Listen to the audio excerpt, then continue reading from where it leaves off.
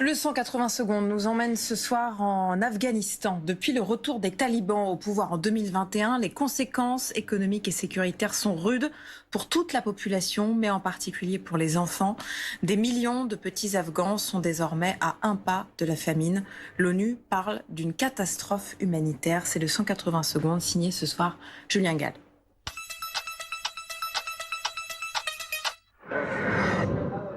Amjad a 12 ans. S'il se retrouve dans les locaux de la Croix-Rouge internationale à Kaboul, c'est parce qu'il a perdu sa main. Alors qu'il se promenait avec sa famille, près de son village, perdu dans les montagnes afghanes, un objet a attiré son attention. Il s'agissait d'une mine qui n'avait pas encore explosé. Je ne savais pas. Je pensais que ça pouvait être du métal. Ça m'a explosé dessus. Ma mère a également été blessée. Mon frère a été touché à l'œil. Et moi, j'ai perdu ma main. Je voulais étudier à l'école, au Pakistan. Maintenant, je ne peux plus.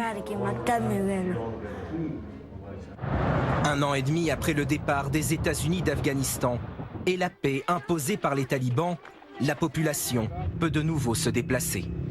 Mais la hantise de tomber sur une mine est omniprésente.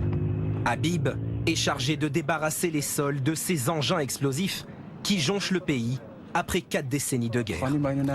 Il y a plusieurs types d'explosifs, de vieilles mines et des munitions laissées lors des combats entre les talibans et le gouvernement. Beaucoup d'enfants ont été blessés. Ils courent de grands dangers si la zone n'est pas nettoyée. Et quand ces enfants ne meurent pas à cause des mines abandonnées, ils meurent souvent affamés. L'ONU estime que la moitié de la population est confrontée à la malnutrition. Parmi elles, 4 millions d'enfants. Lorsque ces pères afghans n'ont plus d'argent pour nourrir leur famille, ils obligent leurs enfants à ingérer chaque jour un puissant tranquillisant acheté 10 centimes à la pharmacie, soit le prix d'un morceau de pain. Nos enfants pleurent parce qu'ils vont se coucher affamés.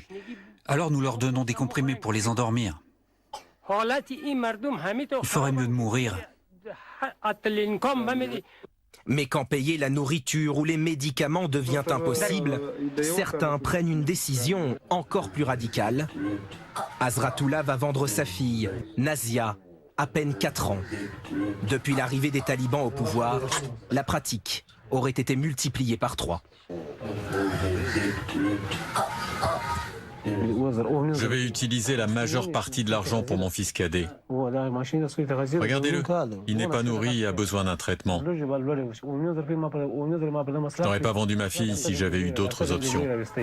Dans un pays plongé dans les abîmes, le quotidien de ces Afghans est devenu tragiquement banal et leurs enfants sont les premières victimes du malheur qui les frappe.